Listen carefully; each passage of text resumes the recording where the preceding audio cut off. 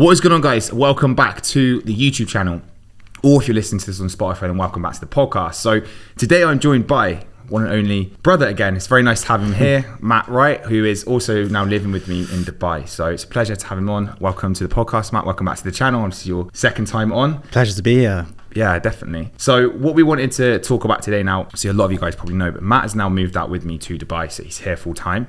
So we wanted to just do a little bit of an update as to when we last did a podcast, which I think was about 6 months ago now, and we were kind of thinking about Matt being out here, but it wasn't really a plan. It wasn't really kind of like in motion yet, whereas now Matt's officially moved here. So we're going to cover a little bit around Matt's move to Dubai, obviously why he's done that, maybe a little bit around what it's like to move to Dubai, and then we obviously will center this nicely around the fitness side of things as well and start going into a few topics around our diet, our training program at the moment, and a little bit around the business as well. As a lot of you guys know, Matt is, again, working with me full time to grow FitLab. So anyway, let's start with your kind of initial thoughts on Dubai. So what is it so far? Like, give me a first impression of Dubai, living here, being here, and essentially moving your entire life from the sunny UK over to Dubai. Obviously, like, it's got that wow factor. I mean, so at the moment I'm probably still in that like initial phase where like everything's amazing, like super exciting. Obviously I've visited here a couple of times, so I kind of know a little bit what it's about, but I guess it seems like something that's beyond reach, and now I'm actually here. It's like kind of, it's obviously the reality, which is great really. So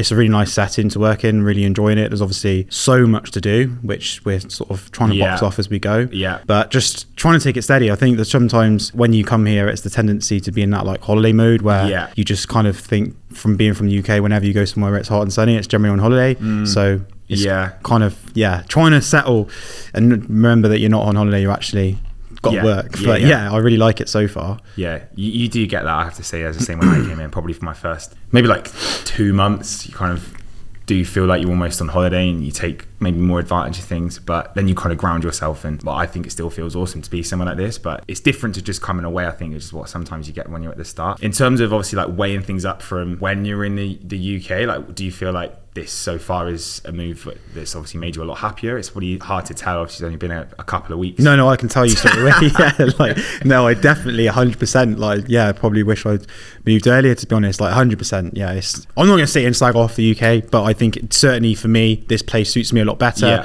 I really like the outdoor lifestyle, like being out in the sun, like being outside. That makes me happy.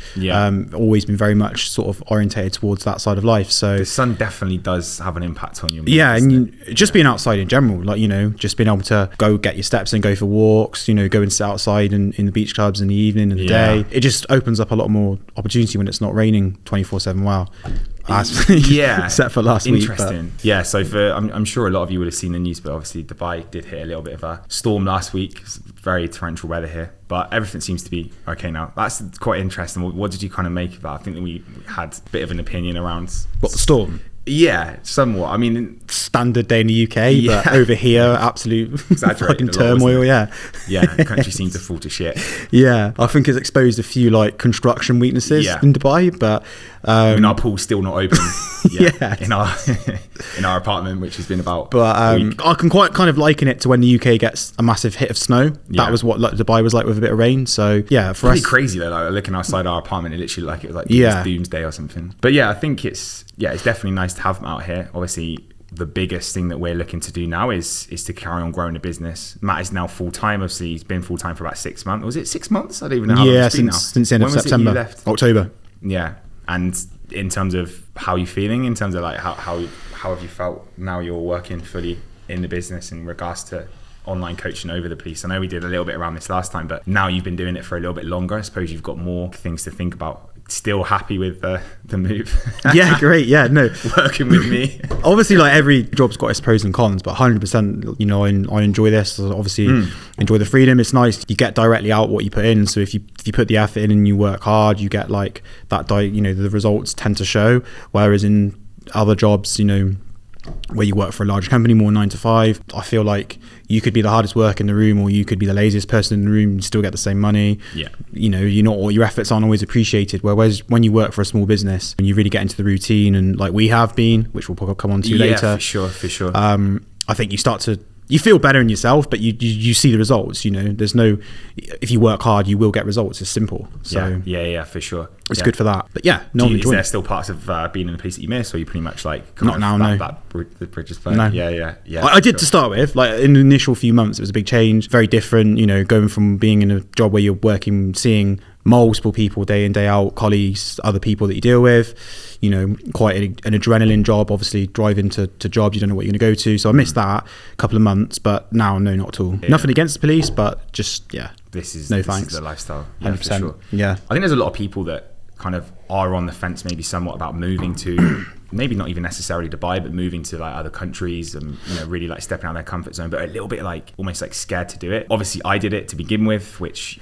I suppose it was a bit of a change. You've now done it as well. I suppose it's maybe a little bit less of a bigger thing when you're moving in necessarily with me, but what kind of advice do you think you would give to people that are maybe in the matrix, I hate to use that word, in the matrix, in the UK, kind of stuck in that maybe like 9 to 5 kind of pigeonhole life? Like, what do you feel there? What do you feel their advice would be to maybe people like that in terms of like, you know, you've obviously broken out of it and you're happier. Like, what's your kind of advice around that potentially? Make a plan. Yeah. And then plan out how you're going to execute it. Exactly that. Find out what you're good at. Yeah, I think definitely do it. Like 100%. You know, I'd recommend. I don't know one person that's escaped the matrix, come abroad and regretted it. Yeah. So I would say 100% go for it. But on the flip side of that, don't just be one of those people that thinks, oh, I'm going to turn up in Dubai and absorb all the knowledge of Dubai and just become a millionaire because I'm in Dubai. Yeah, you definitely got to have a plan. Yeah. So exactly that. Yeah. Set yourself a plan. Work out what's a rough top. Like we did. That's exactly what we did. You know, set a date. Everything we've done goals wise so far has happened. Yeah. And that's what I think is pretty cool. Like, and a lot of the goals that we originally set, I think anytime you set a goal, it has to be scary enough for you to have a little bit of maybe 100% self-belief there.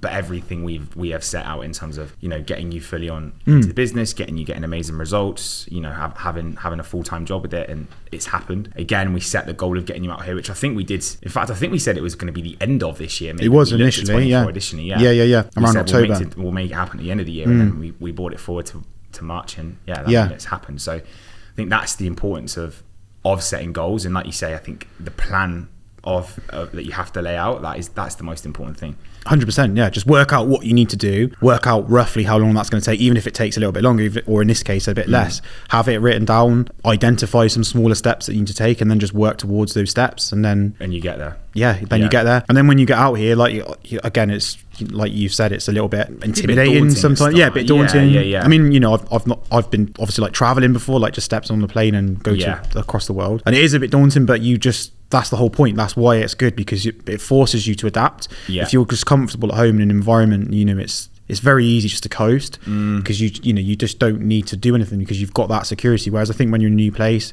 you don't know anyone, you're forced to socialize, you're forced to network. You know, you have to be able to pay the bills. You have to be able to, and it just forces you to up your all-round game. Exactly. I think Dubai is such a powerful environment as well. I think, you know, everyone here, or most people here, very much are in that kind of mindset of wanting to improve. Like a lot of 100%. people, obviously, there's a lot of success here. So it's just that it goes down to the classic. Like, often it's your environment that really dictates performance. Sure. And I mean, that for me is one of the reasons that I moved out to Dubai originally. Obviously, I wasn't unhappy in the UK at all. I actually was, what I believe to be reasonably happy. Maybe when I look back now, maybe just not quite as satisfied, or maybe not quite as fulfilled as I'd like to have been. And that's, again, the reason as to why I stepped out here. But in terms of actually the kind of growth mindset and the way that you level up when you come to a place like Dubai, I think that's why, for someone that is young, who's maybe got the ability to be able to move around, who's got the ability to travel, they haven't got many commitments, like I would really recommend, not even necessarily Dubai, because I know Dubai is not for everyone, but I think moving to somewhere that it pushes you out of your comfort zone, stepping away from home,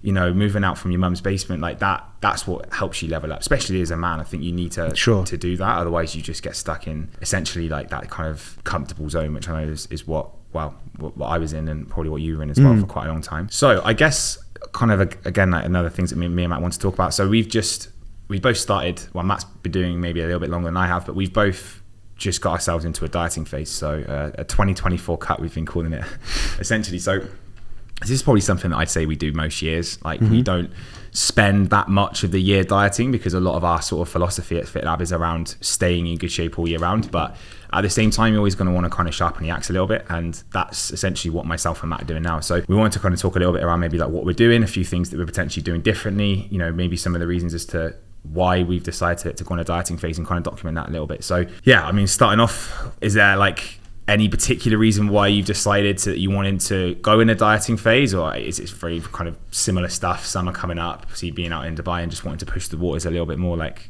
you've done previously? No, I think it's a bit deeper this time. I think, in the past, like you say, summer's coming around and it's let's get shredded for the beach and all that sort of generic stuff. But I think this time around, back to the sort of topic of being in Dubai, I think, obviously with the business at the moment, we've got quite sort of steep goals. We really want to develop the business. I think a dieting phase is great for developing your all-round life, because you're forced to be disciplined. Can agree more. You're forced to be structured. The structure and discipline that comes with being in a dieting phase, just it carries over into all-round life.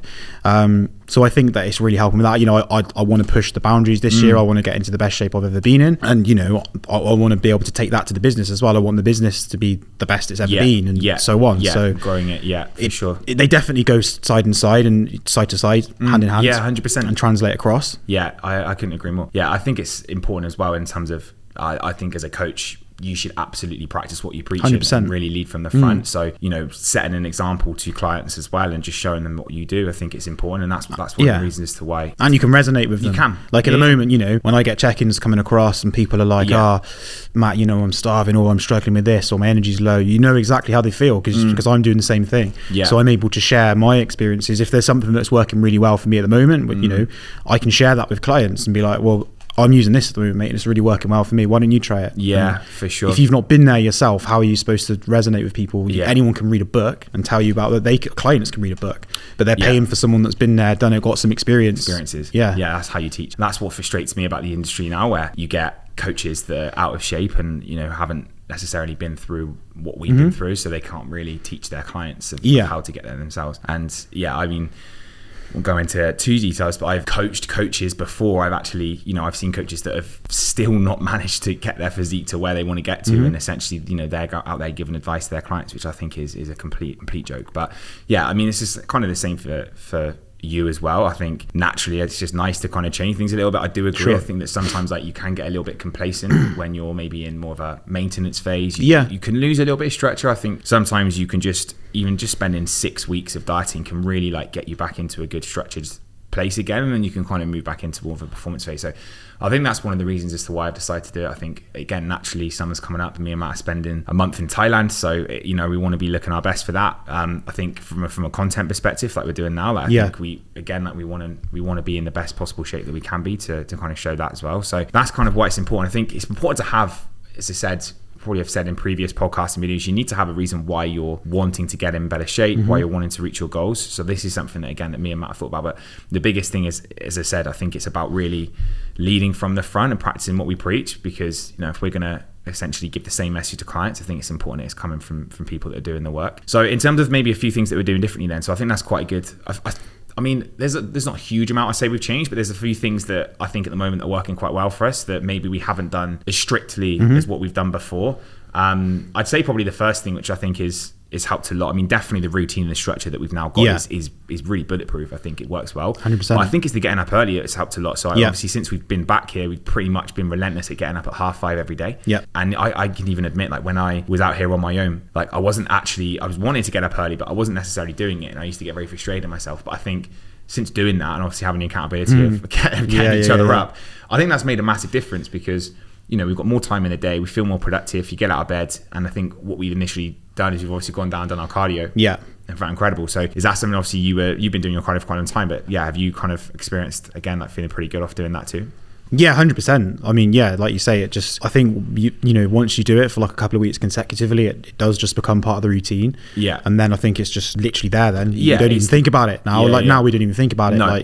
The first couple, maybe the first week or so, it was a little bit tough, and there was probably a couple of times where we both wanted to just press snooze. But I literally told Chris the night before, I was like, if I press snooze, come in and punch me. So that's kind of an incentive. So I think this is one of the biggest things as well. It's kind of going maybe off on a slight tangent, but the accountability is massive. It genuinely is. I think that it's really helped a lot having Matt here, because we're both very much on the same path. I think that when you put yourself in an environment with someone else that is on the same path as you, that's got the same goals as you, that's very similar to you, and you are both on, there's nothing really that can stop two guys that are like trying to pursue a goal together. It's like, it's bulletproof, right? You know, 100%. Like, that's made such a difference. And if one of us is having a bad day, and the other one brings the other one up, and so on, you know.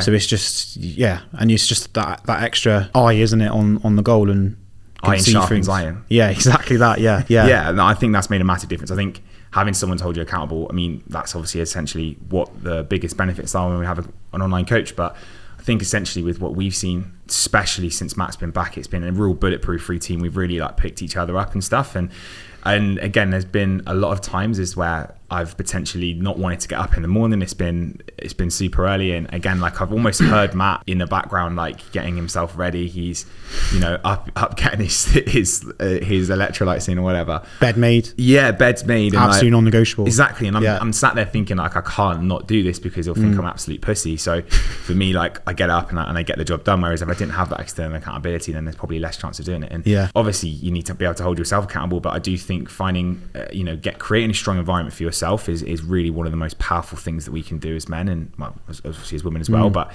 think that really has helped a lot, creating that strong kind of bond and almost brotherhood in terms of like getting to that next level. So yeah, I think definitely the routine side of things has helped a lot, and as I say, the accountability aspect has been an absolute game changer from doing that. In terms of any other things that we've changed, I think for me personally, I've not always done morning cardio, so I mean, when it comes to cardio, you don't have to do it in the morning. I think that is a little bit of a myth, but I think since doing it and since implementing that as well, it's really helped in terms of like having more energy, doing something in the morning that you don't really want to do. It's not really for the physical benefit that, we're doing the cardio. Obviously it's convenient for us now because we've got a gym in our apartment block, so it's, we don't have to go and go to get in a car to get to a gym or whatever, but it's just the routine, it's the structure that it creates. So like, since I've been going and doing the cardio and not wanting to do it and really dreading it, going down the lift or whatever sometimes, doing it afterwards, the feeling that you get of actually starting the day with something that you don't want to do. Exactly. Like winning the first point of the day is one of the most important things to do. So increases willpower, robustness. Yeah, 100%. I think that's probably one of the most powerful things that I've taken out of it. And yeah, there's obviously a benefit to doing cardio fasting as well. I think we say to our clients, we want to try and, maybe even just box off a lot of steps in the morning or do something. 100%. It helps your sleep as well, because then you if you get your stuff done in the morning, if you get your steps, you get your cardio done in the morning, or even your weights, if you can, then, when you get to the evening, you don't have to worry about doing it. You can chill out, you can naturally relax, and then you're ready for bed. Whereas that's something sometimes in the UK that, that I was doing, where I wasn't nailing my steps early enough, I wasn't doing my cardio early enough. And then I was going out for like late night walks sometimes, or late night runs.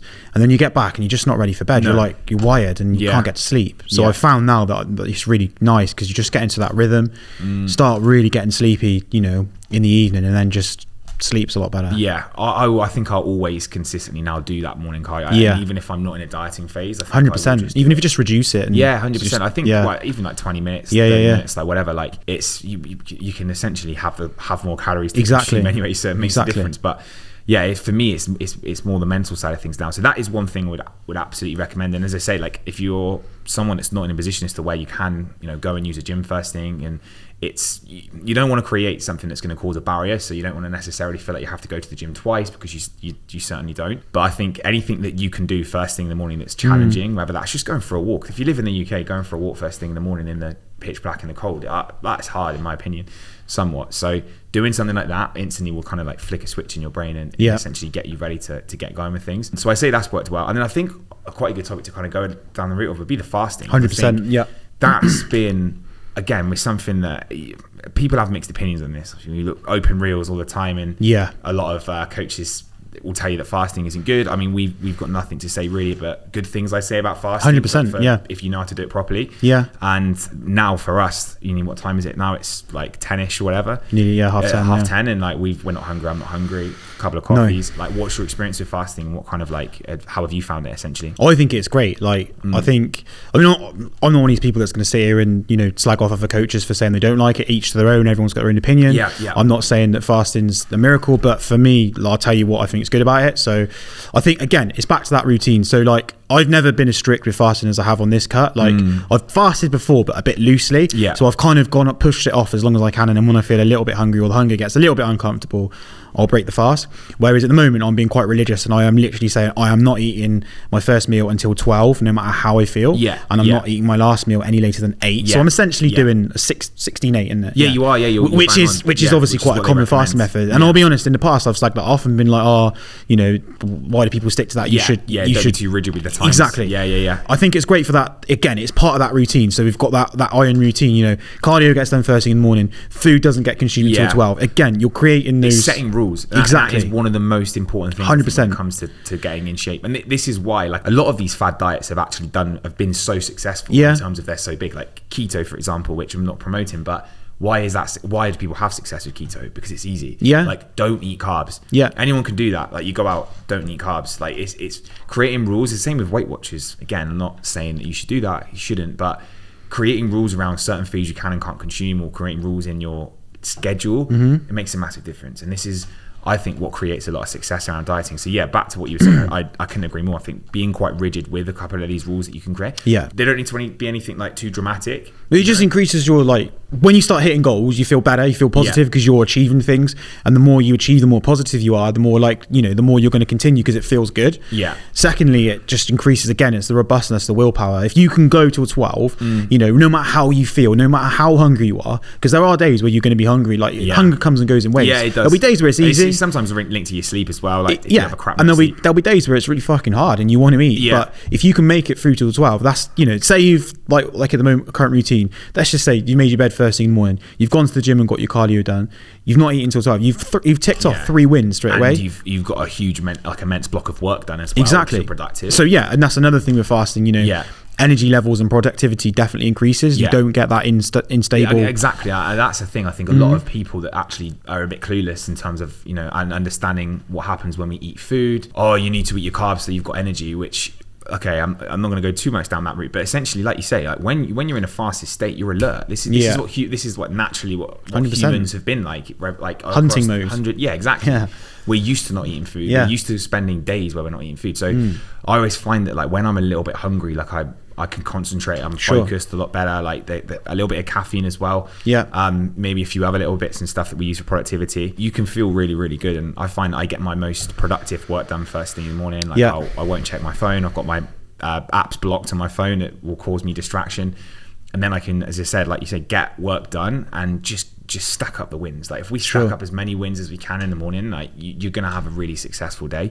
Whereas if you roll out of bed, no plan, no structure, you know, you're just instantly just bouncing off the ceilings and stuff. And I used to do that as well. I used to literally be, I know we spoke about this the other day, like I used to be that person that just got out of like bed 20 minutes before work and you just feel awful. There's no sense of achievement. So yeah, there's a lot to be said about that. And I think it's just sometimes a little bit easier as well to not be cooking food. And you know, I always find it as well as that, like you said, I use food as somewhat as a bit of a reward as well, in terms of the fact that, like you say, you've got out of bed, you've made your bed, you've gone and done your cardio, you've gone and done lots of work, and then we've trained as well, gone to maybe faster training in a second. You're earning that first You're meal. earning it, yeah. I feel like, you know, fuck, I've actually done all this stuff now. I can go and eat, I can enjoy it. And then we sit there and we, you know, maybe spend 30 minutes watching something productive on YouTube, on the TV, and actually chill a little bit. Like, okay, like the first half of the day's conquered. So it's just stacking up the wins, not stacking up the losses of, oh, I missed this and I didn't do my cardio and I didn't do this, because that just sets you up in a complete failure in terms of the day. But yeah, in terms of training fasted, so what's your thoughts on that then? I mean, I've experienced a lot of, you know, training fed, training in the day, training in the evening, training at 10 o'clock we train now, and we train usually seems to be pretty good, right? I feel yeah, I actually feel, again, I think better. I feel better training fasted. You know, I think you're more responsive to caffeine when you're fasted, like you're more responsive to stimulants. So have a good shot of caffeine before training and just feel really good. You've got no food in your stomach to, you know, that's digesting, which can make you feel sluggish or feel dead sharp, dead alert. And at the end of the day, you know, like people say, oh, you need your carbs, you need to perform. There's something called glycogen. Do you know what I mean? Like carbs don't just vanish into thin air. Well, no, essentially what you eat the night before. We say to clients is that if you have a good carb heavy meal the night before, nothing too crazy. 100%. I actually think carbs in the evening works really well. There's a few reasons for that. If you have like carbs in your last meal, you actually end up sleeping a little bit better because of insulin and stuff like that. But like you say, that can be stored overnight. Exactly. So that essentially you don't need to eat first thing in the morning. And for us now, we're obviously doing, we're doing cardio at 5:30, then we're doing our weights at 10, whatever. So we're doing 2 bouts of exercise fasted, and like you say, I feel fine. Fine, yeah, no issues at all. We're throwing a few stimulants in there. Yeah. Caffeine. Yeah. Maybe a little bit of your himbine, but yeah. I still feel absolutely fine in regards to training, and I'm even like my lifts and my performance in the gym been really good. Same. It hasn't really suffered at all. Yeah, I essentially try training fasted. I don't think it's for everyone, and I think it takes time to get used to it. Yeah. How would you say you would approach before the training session or the morning in terms of getting prepared for that session? Like, is there like the protocol that you would take, whether that's around like hydration, caffeine and stuff? What kind of like advice would you give around that? Well, yes, obviously, definitely make sure you're hydrated. That is the only thing with fasting. You 100% want to be getting an electrolyte supplement in. Obviously, if you're not eating food, you're not going to get salt and the other minerals that you're going to get with food. So I would say you definitely want to either get an electrolyte supplement or take an EAA that's got something in it. We've got a ton of electrolyte supplements. So our cabinet, we have like one cabinet, like 3 cabinets of supplements. We'll have to show you sometime. Yeah. It is pretty crazy. Yeah. So I'd always make sure, obviously, you've got some electrolytes, and we personally at the moment using EAAs with electrolytes in. Yeah. So that works quite nicely as well. And then I'd definitely use caffeine and stimulant. As I said, you're really responsive. If you haven't got food in you, your system's super responsive to caffeine. Yeah. So if you get a nice hit, probably about 20 minutes before, we normally have a double espresso. Yeah, we've seen that. Like, this is actually one of the things I was going to talk about in terms of maybe things we're doing a little bit differently. But based off caffeine, we've been pushing that first caffeine hit back, haven't we? So essentially, I have my first coffee now a little bit later. So essentially, I find that it hits me a little bit more in terms of not maybe having it straight away, which I think works pretty well. But you want to get caffeine in your system, I think, before that session hits, like you say, around maybe 20 to 30 minutes before to get maximum benefit from that session. I'd essentially say that's probably one of the most important things we want to look at. As I say, electrolytes, hydration. I can't imagine getting out of bed and going and doing the cardio first thing without having an electrolyte. I feel naturally, I think where we live in a desert, it's obviously, you are going to be more dehydrated, but I do genuinely feel not great first thing. As soon as I've had that SIS tablet, or like you say, EAAs with the electrolytes inside of it, I feel so much better. So I think that's probably one of the best things that we've done as well. Definitely. I'd say, based off another thing which you touched on a second ago, actually, about one thing that we're doing differently, but cutting off that last meal. So like, I don't know about you, but when I was back in the UK, one of the worst habits that I got into was I'd essentially eat way too close to bed. And like, this is because too big meal. Two big meals. I wasn't maybe as like disciplined. I would procrastinate on getting work done, and I'd end up doing loads of work till like really late. My ex hated me for it. And then essentially what we end up doing is eat at like 8-9 o'clock. I'd go in from my office, we go and eat, and like this would be like the biggest meal, right? And then sometimes I'd have like something afterwards, like some yogurt or whatever, and I'd find that like I was sleeping terribly, and I couldn't work out why, because I was even working with a sleep coach at the time who essentially was like trying to figure this out for me. He looked at my Oura Ring, which is again like one of the best ways you can track sleep, and we worked out that there was a lot of issues with that, and obviously finding out that eating too close was probably one of the worst things that was leading to that. And essentially what we've got to think about is like, if we're eating food before we sleep, like a massive meal, then that food is digesting. So we're probably going to be, instead of trying to sleep and get into a deep sleep cycle, we're going to be digesting food instead. And essentially that's not going to lead to a good night's sleep. So we want to be, I think you said you cut yours off, same as me, about 8 o'clock. Yeah. And how do we find, I mean, you've been finding evenings pretty easy in terms of like, or do you get a little bit hungry sometimes, or you find it No, not at all. Well, that's the thing with fasting. Because you don't push your meals back so late, you've got loads of calories to play with. Like, I'm getting to like 7-8 p.m. in the evening, I'm on like 1100 calories sometimes. You've got like, maybe around that sort of amount. So you've got like 1000 calories easily to eat, to go into. So so it's, we're having a really satisfying last meal, and then a little sort of healthy dessert as well. Probably the most challenging part of the day is probably that directly before that fast. It's probably when you finish that gym session, you're feeling quite hungry, and it's breaking the fast in a controlled fashion. That's the most difficult bit about fasting. That first meal is essential. It's pivotal that you get a solid first meal in you. If you try snacking or picking, you'll crash. No, I couldn't agree more. I think that like, it's good as well, like you say, because you can enjoy such large meals, and that's one of the biggest things I've had about it. Like for me now, when I get to 12 o'clock, I'll eat like a huge 1200 calorie meal, my oats, my eggs, and that generally is a lot of food. Our snacks are bullshit, mate. Like, well, that's the thing, like, I think we've almost been led to believe that like eating little and often, that's what everyone says, little and often. 100%. That's what you should be doing, man. Like, but it's actually not really the that's more bro science, right? In terms of like, yeah, it's just not disrespect, but people that sometimes don't have enough discipline to see it through, and it just makes it worse. So you're not scratching the itch, you're just tickling it. Yeah, like you're just running over it, and then you're not stopping. Snacks aren't going to stop you from being hungry. No. They're just there because it's something to visualize on. It's something like they're awful. Most snacks are just shit anyway. Yeah. Like, a snack that's high in carbohydrates and sugar is going to do the complete opposite. Exactly. In terms of actually fulfilling your appetite. Yeah. So I think having big meals and trying to at least fast and like consuming them in a smaller window works really well. Yeah. But with all that being said, I don't want everyone to think that you have to fast, because there are certain instances with a lot of our clients that I actually probably wouldn't maybe recommend fasting. So it really does depend. Like, if we've got some of our clients that will do, maybe they'll do their weight sessions first thing, that, if they're working and they're not able to go and do what we're doing, which is not what a lot of people are going to be able to do. So if, for example, they're training first thing in the morning, they're done by 7-8 o'clock. Probably for them, as an example, like that might be a difficult thing for them to be able to not eat till like 12 o'clock. But if I was them, I'd just stick to the breakfast, lunch, dinner, and have a pre-bed snack. Yeah, for sure. I think you still, the core principles apply, but it's just big meals, 4 big meals. Just have a sufficient breakfast. Make sure you don't try and just have like a whey shake for breakfast or something to think you're saving calories, because it will catch up with you. Yeah. Make sure you're eating a solid meal, 3 meals a day, and then I'd have a pre-bed snack. That's what I'd do. Yeah. No, I couldn't agree more. Yeah.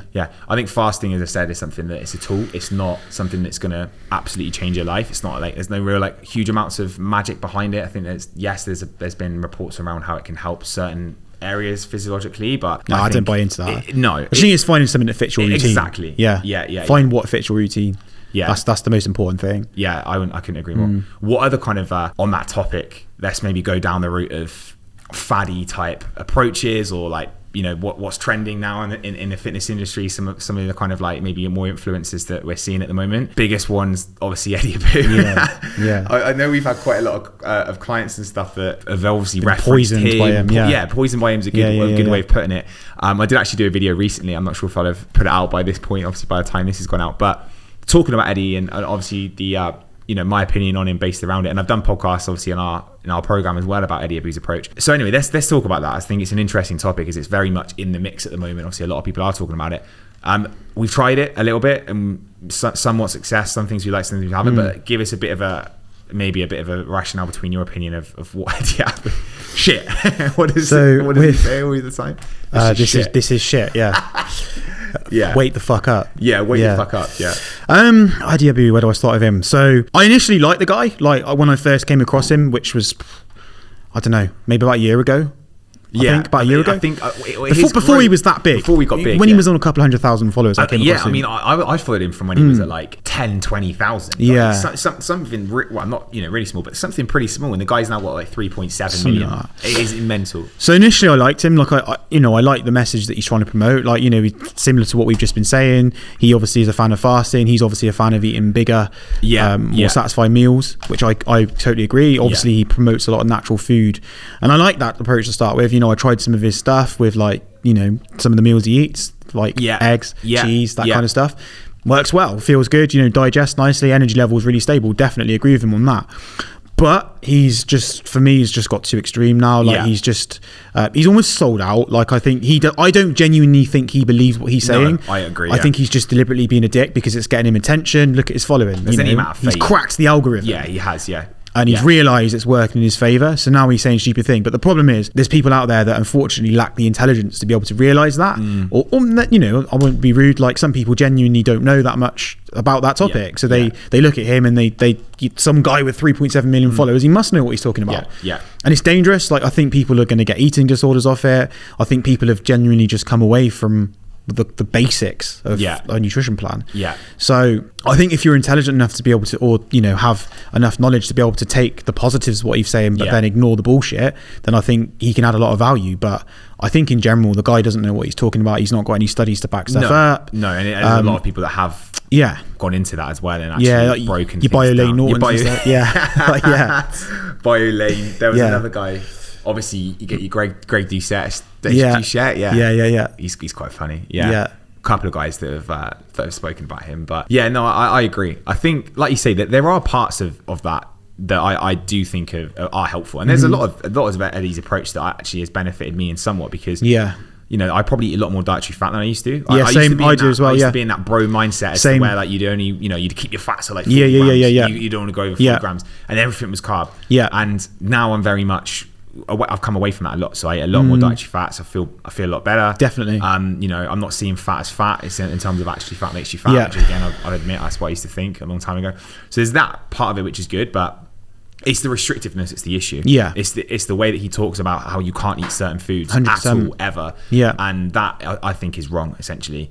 You know, even to the point as to where he says carbs in general are wrong to eat, which a lot of people have always had a bit of an issue with that, because that's kind of been stuff that's been passed around the industry for a long time. But for him to come and say that and try and get you to avoid it, it's not good. So yeah, I think overall, I think there is somewhat good there, but I think there is also some stuff that's definitely poisoning people, because I know it does. That level of restrictiveness can lead to, like you say, eating disorders, binging, like struggling from that perspective. And then when you're in that mindset or you go down that route, it's very difficult to get out of it. That's the issue that I think you have when you have a bit of a binging problem, which I had very badly after my show. Like you struggle to then come away from that, and I think that Eddie's and plus like the dude's just delusional. Like he's telling people to make their own almond milk. Like, mate, like and make their own bread. Come on, mate. I know. It's like really make your own bread. As if people have got time to do exactly that. Like you can go to the shop, you can buy a loaf of bread. All right, it's not going to be optimal, but it's still going to be it's bread. Like it's in stuff like that. I think is a bit retarded. So it just so happens that he sells an ebook. I know. Well, that's the thing. Like you say, like I think that unfortunately the fame has taken over in such that starting out, like maybe a lot of what he said wasn't so much around filling his bank account. Now he's earning a lot of money. I think I watched something about James Smith about recently saying that just from his community, which is essentially just him giving maybe more kind of like personal knowledge to a select amount of people that are paying a fee, maybe doing a few webinars, whatever, like once a week. I think he's done like 50-60k a month just from that, literally one source of income, which is crazy. So you know, as someone who's wanting to grow a business, you can understand why he's pushed that message out there somewhat. And I think in order to grow, in order to have a successful personal brand, you do have to be a little bit controversial somewhat. Like I said to you recently, I've been getting a bit of a shit on some of my posts. Like as soon as I wouldn't say my posts are controversial. I think what I put out is generally very authentic, but sometimes there's certain things that trigger people, and I think I've had some abuse off that. What was your opinion around that? Changing the subject, but guys that typically is guys, it's not really women, is it? They sit behind their laptop, probably in their mum's basement, with no photo on their Instagram or their YouTube, and they haul abuse out at people and say stuff to almost make them feel better. It's a little bit childish, right? Do you want to actually answer that? Like, for sure. Yeah, it's just pathetic. Like, it's literally just get a life. It's embarrassing. It's so sad. Yeah. Like, you know, I think I saw someone, I can't remember who it was, but I saw someone the other day and he was like, that's the problem with the internet nowadays, is that these kids don't know what it's like to say something to someone that upsets them and take a punch in the face. It's absolutely right. Like if half these retards was to like say that to someone in real life, like they'd probably get punched and they wouldn't do it. So it's just like, you just look like an absolute idiot. Like if you do that, you're the one that looks stupid. Like really, do you actually think that it's going to offend me? Like no. And what these retards don't realize as well is that them commenting on someone's post actually increases the 100% reach of that post. The algorithm will actually start pushing that post out more. Which is why a lot of people are controversial. They say stuff. I know people that are coaches and stuff that will say things that they deliberately know people have an issue with, right? And they'll say something that they know that is going to trigger people so that they can get it. And it's those idiots that don't realize that. But I think unless if you're prepared to say something to someone's face, then I think essentially don't say it. And another person I want to talk about a little bit influencer wise, I know we spoke about this guy yesterday because we were getting hit by his ads again. V-Shred, the body type man, like. So I'm sure a lot of you guys have probably seen this guy's adverts, but there's a guy essentially that again has got an extremely profitable business. So again, like in that terms, fair play to him, but he's kind of sold his soul to the devil because he chats absolute shit. So essentially talking about body types and how that dictates your nutrition, your training. Like, have you seen this?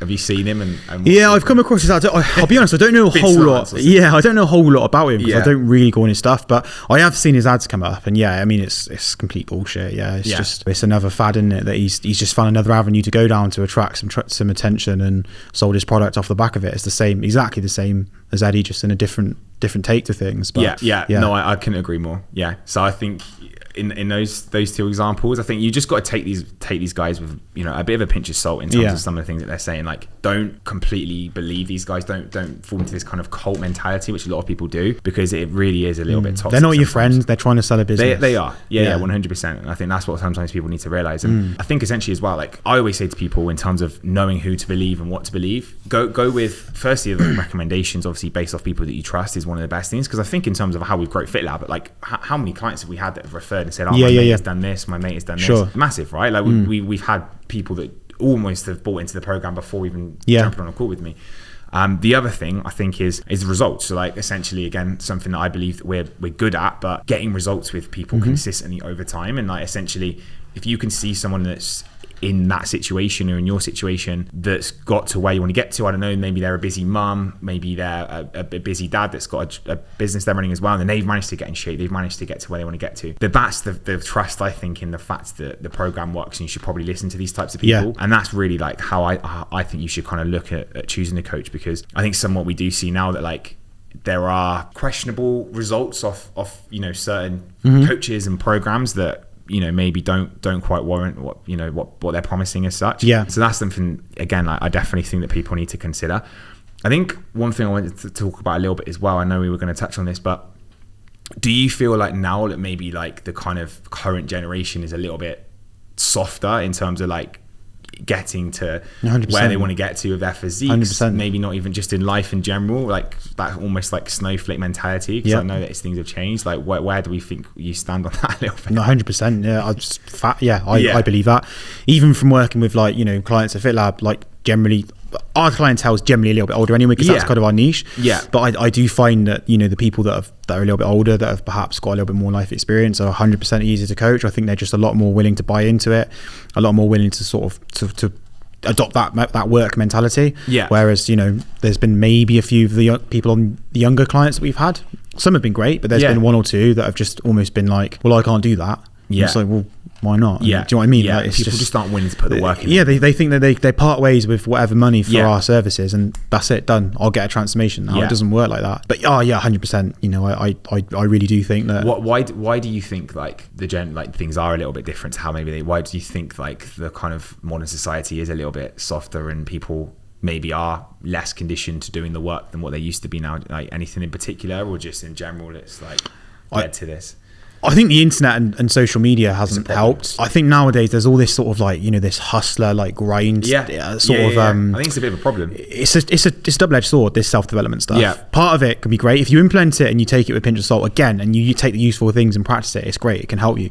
But I think there's a lot of kids now that are like, well, I'm not going to go and work a 9-to-5 job in a restaurant because Top G says that I don't need to. Like, nothing, I'm nothing against Top G. I think he's got a lot of good stuff. But sometimes these influencers are like telling kids, well, you shouldn't be doing that. You can go and make millions by having an online company. So they straight away think they're above it. Whereas, like, you know, when we were both young, 16, like our mum and dad's like, right, go and get a job. You can pay for your own stuff. You know, you go and do shit jobs. That's how you progress in life. You start off doing a shit job that you hate. But then but then you work up the ladder and you get to a job that you're happy with. That's the way it should be. Whereas there's a lot of young kids now, they're like, well, I'm not doing that job because I don't want to get up early and it's rubbish pay, and like I'm not going to go and like do that. But that's how you learn in life. You can't just, you know, all right, there are a few exceptions of people that have become young entrepreneurs and gone on to be very successful, and hats off to them, that's great, but they're one in a million. Like, you know, but I think sometimes these average kids now, they just think like, well, I'm going to be the next like online entrepreneur. I'm not going to go and work in a restaurant. So I think that's not helped. I think I can agree more. I think as a rule of thumb, like we're probably a little bit more entitled nowadays. You know, food's readily available. It's a massive problem. Anything that we want now, you can get everything. Deliveroo. You don't even have to go to the shops anymore. Netflix, you can get someone to you don't have to go and get a DVD. 100%. I remember like that used to be something I really would enjoy. You know, we'd go out, we'd go pick a DVD. This is years ago, but like everything now is literally, there's no hardship. I mean, in Dubai, it's like that's put on steroids in terms of need. Like some of the things I've got out here, like that's been literally delivered to me in seconds. Like I've someone bought a carb kit out. So I think I told you this. Didn't I saw just was in a deep work mode. So I was like, dude, can you bring me up a carb kit? This guy from the shop, and 10 minutes later I've got a carb kit. So I think like you say that people aren't prepared now to have a delayed gratification. No, they're not. No mindset. Or put the work in. Exactly. Like people want to see results now. for something they've done straight away. I think that is the biggest issue. That's, again, it's not just based around getting in shape, although that is a massive issue, but it's anything we do, right? We don't want to put the work in and be consistent to get the result, and like consistency is the most important aspects that we need to look at. But it's like we were saying, like, you know, I think as well, from speaking to people, like, you know, even like sports teams nowadays, like young grassroots sports teams, like no one goes, they're struggling to get numbers, and that's another way that you develop robustness. Like when we were young, you know, we used to play like rugby or football, and like, you know, it'd be Sunday morning, it'd be pissing with rain and hail. You look out that window and you'd be like, oh, I don't want to go and play rugby today. I'd love just to stay in and watch TV and, you know, piss about on my computer. But your mum and dad would be like, no, you've told the coach you're going to play, you're part of that team, you will turn up and go out 100%. In that rain, and you turn out and go out in the hail, and it'd be absolutely horrible. Play some fucking horrible team, get battered. Gloucester, Matson on top of the hill, get fucking battered by some kid that's gone through puberty at 11, and then and then that develops your robustness. You take that, like, that team ethic, that camaraderie. You start to realize, well, I'm doing it for my boys. Like, it's not just about me. And then you develop as a person. And then you, like I say, you get a job. You just develop as a person. And then by the time you're in your 20s, you've gone through that evolution, that development as a person. You don't just wake up at 18 and go and fucking start an online business to become a billionaire and drive around Dubai in a fucking Bugatti Chiron. 100%. Which is what some kids think. But Top G started. But look at how he started. No, 100%. He didn't. That's a good example of someone that's gone through a lot of hardship to get to where he is today. A lot of kids don't. He's put the work in. I think that's really important. Like you say, like team sports and being in that kind of environment when you're younger, it makes a massive difference, 100%. Doesn't it? Like, I mean, we used to play a lot of sport when we were younger, and I think that's what almost grounded us a lot. Because like you say, like that was one thing. I remember we used to obviously play water polo as well. So me and Matt were pretty good swimmers, and we decided that we wanted to do something that was, I suppose, a bit more competitive, because I think the only issue with swimming is that it's boring. Man. It's boring. Whereas like with water polo, which is essentially a bit like football, still boring, but but slightly better. Still boring, but it's aggressive. It's a bit more of a manly sport. I mean, I didn't even realise that, like, how aggressive it can be. Like, it's also a bit weird though, isn't it? Like, you get your hands pulled down and stuff. Well, didn't we play it on holiday? We went on holiday to like Spain, and they used to have like the entertainer would play water polo in the pool, but there was like no rules, like jungle rules, water polo. Love it, and it was fucking class. Banter, So I think we kind of got sold this idea that like, and then we kind of like turned up, and then we played the formal game, and it was it was a bit shit. But anyway, but we played it for a long time. But again though, like, I think back to what Matt was saying, like that, doing that and not wanting to do that, and we did it, like we were doing like 3 days per week at some point. So I don't really know why now. I kind of question a little bit, but like we were going on like a Sunday afternoon, you know, after Sunday, the most relaxing day of the week, right? And you just want to chill with your family. Roast. Big roast, and then we'd go out, and it would like get to, and it was in the evening as well, like, and it was the most longest session, an hour and 3/4, like. And we used to dread it. Oh, fucking hell, I can't be asked. And we'd always go. We'd always do it. Pretty much like consistent every single week. And again, I think, like you say, it's that ability to do things when you don't want to do them, which is what really builds up willpower. 100%. And that's what gets you to where you want to get to in life. Like, if you're only ever doing things when you want to do them, you're going to get nowhere. Like, if you think about a lot of, the people that, again, it's my podcast, and say what I want. A lot of the people that I went to school with when I was younger, that essentially very entitled. Got what they wanted. Got what they wanted. All the kids that got what they wanted at school. They always had the new laptop or the new football boots, right? And they never worked. And I used to be the ones going and putting Skittles up and stuff and getting like £5 an hour or whatever. Those kids now are failing. They're doing nothing. They're doing nothing in their lives because they've not learned hardship of doing the work and being consistent. And I think that's why I think it's you're up and depressed. They're depressed. It's another thing. They don't know what it's like to work. What's if you don't have bad times, what's good? Exactly. If everything's good and you get everything you want and you never have to work for everything, your brain doesn't know what good and bad is. Whereas if you have hard times and you have shit times where you get up and you got to do something you really don't want to do, well, guess what? When you do something pleasurable, it's going to be it's going to be all the more enjoyable. It's the whole point of life. You should be content, not happy. I quote Top G. I think it's true though.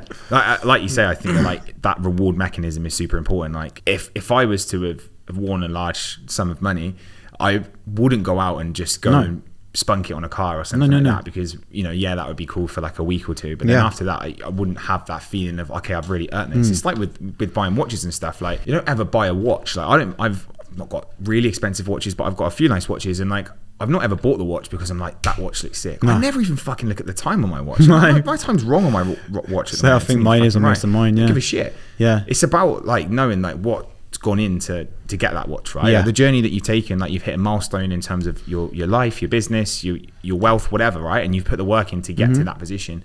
That's what's important. I think that reward is how we trigger that reward mentality in our brain, and that's what takes us to the next level. Whereas, like you say, if you're just given and entitled a load of money and you go and buy something, you're not going to enjoy it. You're not going to. It's the man in the Ferrari that's bought it. It's not the Ferrari that's important.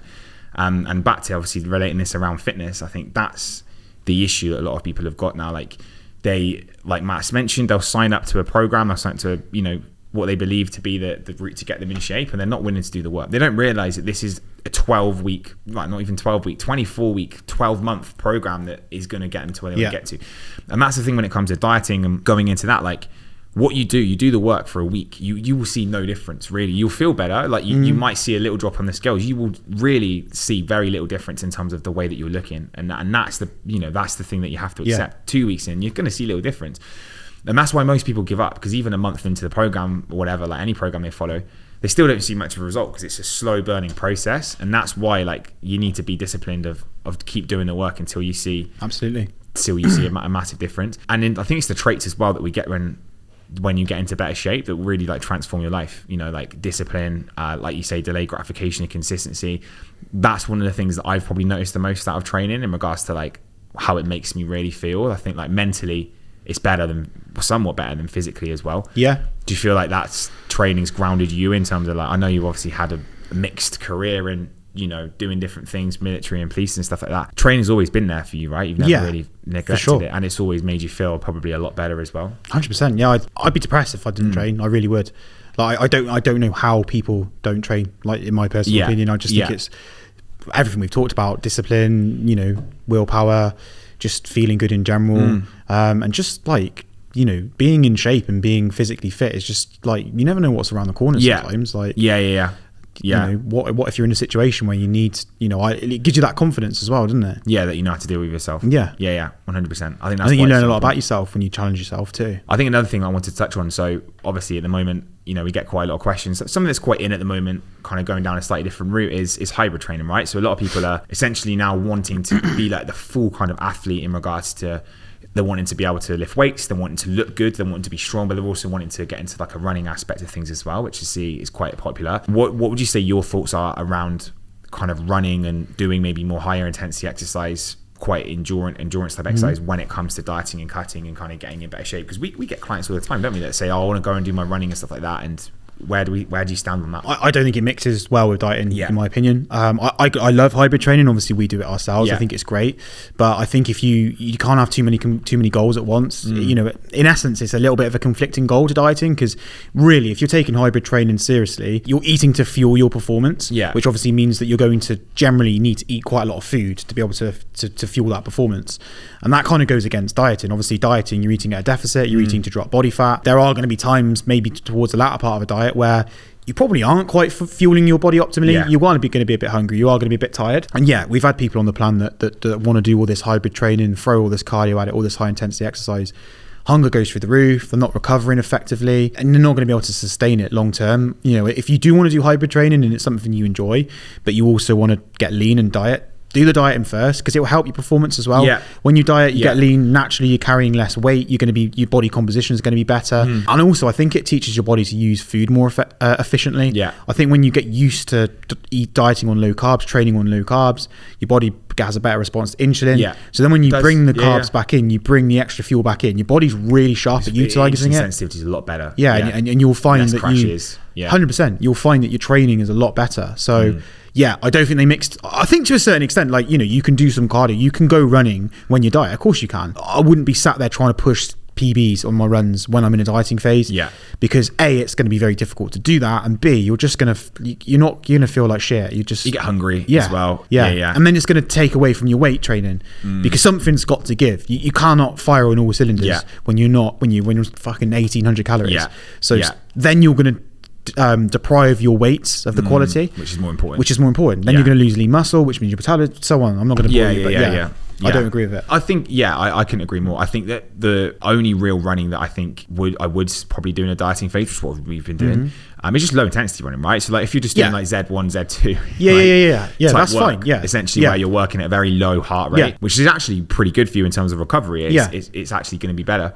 That I believe works pretty well. So like, if you do want to keep up an element of running in your dieting phase and you enjoy it for the mental benefits, that's what I would say. Work at a very, very low intensity. Use something like an Apple Watch or a Fitbit or something like that, or like Garmin or whatever, to actually try and or just run slow. Like, you don't need to get an advanced piece of technology to tell you that, but that is going to be a way in which you can still kind of do running. But I think, like Matt said, like we want to have like a singular focus of one goal, which is essentially get in better shape, get your body composition to a really good place. And when you're in better shape and you've got a good body composition, actually running is a lot easier anyway. If you're lighter, you run faster. Like, no shit. I think as well, like a lot of people look at, obviously some of the famous hybrid athletes are in great shape, and I think it's like CrossFit. People look at CrossFit athletes, people look at hybrid athletes, and that's the physique I want. It must be hybrid training that got them there. It's not. Most of the top level hybrid athletes have got a background in other stuff. They have. Most of them now have got and a built their physique. Like they've had that years of training that they did when they were probably 18. They probably stayed in shape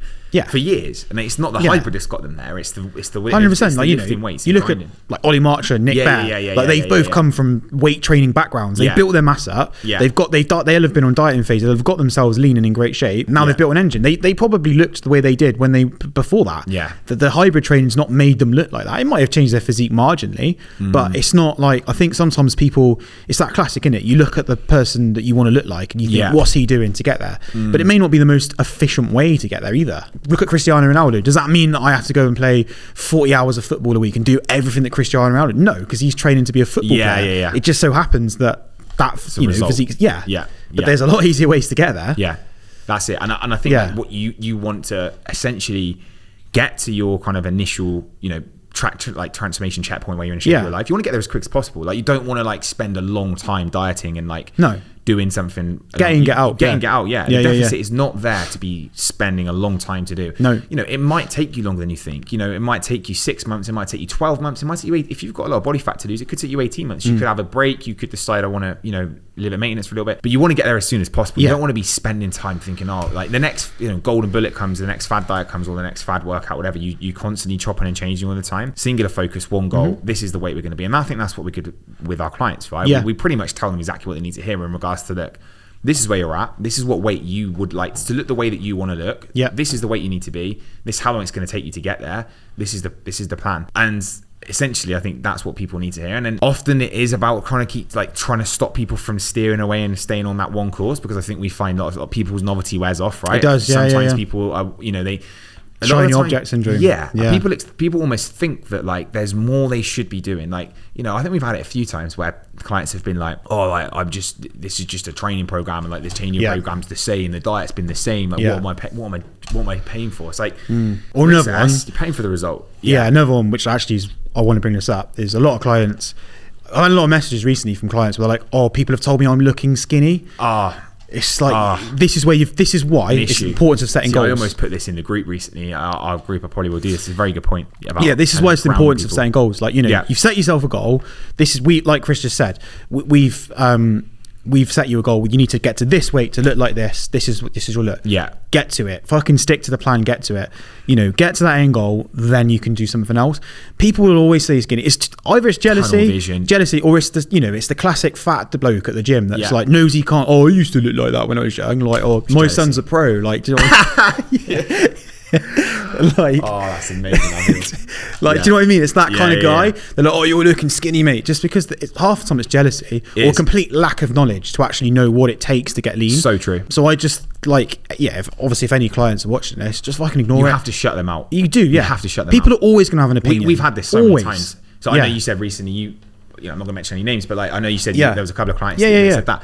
And again, I won't mention names, but there's been two clients we've had, more than that, two that come to mind, that have done photo shoots, probably know they are for listening to this, who have done photo shoots or they're doing photo shoots, and they look and they feel like fucking incredible. Like they're in the shape of their lives. They've got to a place where they never probably thought was imaginable, their physiques. And they're maybe a few weeks out from their shoot, and they're getting shit from their mates saying like, why are you not drinking? Like, why are you not having a pint today? Why are you drinking soda water? And you're looking skinny. You're looking gaunt. And that's massively derailed them. Yeah. We do take people's opinions 100%. seriously, even though everyone says, "Oh, you don't listen to other people." We naturally care what people think. No one. Yeah. This is a lot of the reason as to why people want to get in better shape. They do care what people think. Yeah. I care what people think. So yeah, essentially, it knocks people off course, and it is a lot of the time. I think it does stem off jealousy. I think that there's this like crabs in a bucket mentality. I think, again, I don't want to say it's typically just the UK, but I think it very much is in the UK as to where people don't really want to see other people do well. No. And it's not just in their physique. I think a lot of it is around business as well. Insecurity. People get a little bit jealous, don't they? And like the crabs in the buckets that go off on people actually know what I'm talking about. There's basically this kind of mentality as to where, like, if you put a load of crabs in the bucket, not tested this, essentially if one crab tries to escape, it's about to escape, the other crabs will pull the crab back down again. They don't let the other crab escape. And that's essentially what people are trying to do, I think, a lot of the time. It's like they're trying to actually pull someone else down from success. Okay, success in a business, success with your physique. And like you say, like Matt said, like there's a lot of jealousy around people, getting to a place they not managed to achieve themselves. That's what it often stems down to. Like you say, you've got Fat Dave from down the pub that's been trying to get in shape for years, constantly failed. Used to have abs. Was 5% body fat when he was 20. Yeah, living in the past. Yeah. You've been trying to get in shape for years. Yeah. Inconsistent as fuck. Their mate Steve or whatever gets shredded. Hires a coach, joins FitLab, gets shredded in 12 weeks, and they get shit from them. Yeah. What are you doing? Why are you lean? Like, you look shit, mate. Yeah. It's fucking skinny, mate. Yeah, standard, exactly. Yeah. Why are you not drinking? Like, and I think people take it to heart. So I think, like you say, you've got to take it with a pinch of salt. And like, there is an element as well of lack of understanding, because I do think a lot of the time, like I know Mum said to me, like, this was quite a long time ago when I was competing, which probably, to be fair, she had a point because I was competing, but she said I look really skinny. She was like, you look ill. Something like that. And I think competing's obviously taking it to the next level. But there is a lack of understanding, maybe a little bit of a lack of understanding, because I think often people don't realise that it's kind of a process. Like, you are essentially getting leaner in your dieting phase than maybe what you would spend at your maintenance phase anyway. Yeah. Like, if you're pushing to a photo shoot, you're going to be leaner than what you're going to maintain at. Yeah. So I think there's maybe a bit of a lack of understanding that this is only going to be a bit of a means to an end. And I think that, like, what we've seen is that the leaner that you get in your dieting phase anyway, like, essentially the easier the reverse diet is, the leaner you're going to be able to maintain. Because when you gain a very small amount of fat or weight in your reverse diet, if you've got leaner, it makes a bit of sense. Yeah. So I think maybe just to wrap things up a little bit then, because I think we've been talking for quite a long time, which is good. Essentially, plans going forwards: fitness, travel, business. Like, maybe just kind of end on something a little bit lighter. So fitness wise, what are the plans for us now then? Essentially, like, what's the goal? I mean, we've touched on this a little bit already, but so carry on getting leaner. I think we were looking at maybe doing a bit of, this is going to tie into the travel side, but when we get to Thailand, maybe look into like a little bit of Thai boxing and Muay Thai. Yeah. What's your kind of take on that? So obviously myself and Matt have decided that we're going to put ourselves through an intense bout of Tongpo. So an intense bout of training in Thailand, I think, when we go out there, just to kind of get better in terms of combat sports as well. What do you think in terms of, like, what's the reason for wanting to do that, essentially? Well, I don't think it's it's something new. Yeah, new skill to learn, which is always good. I think it's when you're coming off a dieting phase, it's super, super important to have another goal. Yeah, because otherwise you will fall off the wagon, because you'll have you're working towards that goalpost the whole time. Suddenly that goalpost removed, you've got nothing out. You're in the free zone. Yeah. So I think it's really important to have something, whether that be a marathon, whether that just be a 10k, whether that be gaining some muscle. It's important to have something. So for us, focus on. I'd like to obviously, as well, being in Thailand, I'd like to do that. We've got a really good sort of martial arts gym that's really we train at the moment in Dubai, so we want to sort of maybe maintain it there. And I just think in general, in the modern world, it's incredibly important to be able to defend yourself. I can agree. Genuinely, like, I think the world's a dangerous place. It's obviously having been in police. It's a skill that I think I'm lacking. I don't never looking for a fight. Like, no, that's not anything that you ever would want. But as a man, I think that at some point during your life, you are going to face potentially some sort of adversity as to where, like, you are going to need to, especially in this world, yourself. Yeah, for sure. So I think, I mean, we've done MMA and stuff when we were younger, but a long time ago now. So I think now it's about just developing that skill to a certain extent. It's the way I'm not looking to fight John Jones anytime soon. But I think it's important just to have a basic level of competence around 100% being able to handle yourself, essentially.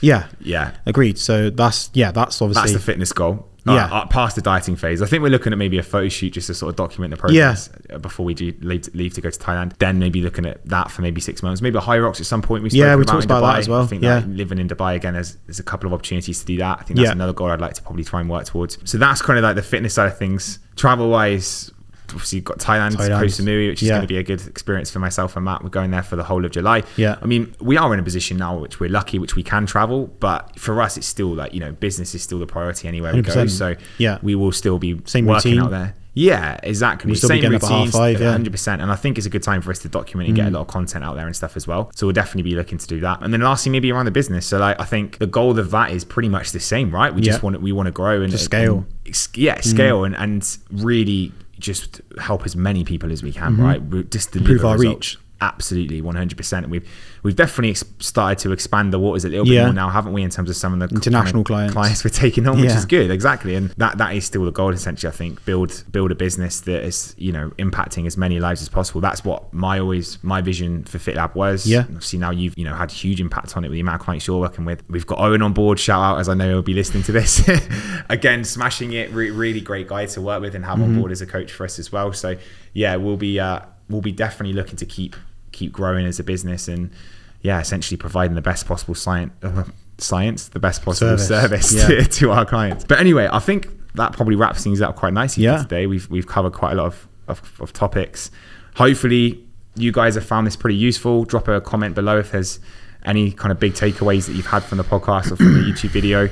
But Matt, it's been a pleasure to have you on board. I'm sure we'll have a lot more podcasts that we'll be doing over the course of the next 6-12 months, especially obviously now we're in Dubai together. I think if there's anything people want us to discuss, let us know. Yeah, for sure. If there's anything that's kind of, I don't know, provided a little bit of entertainment today that you'd like us to talk about a little bit more, we'll 100% do that.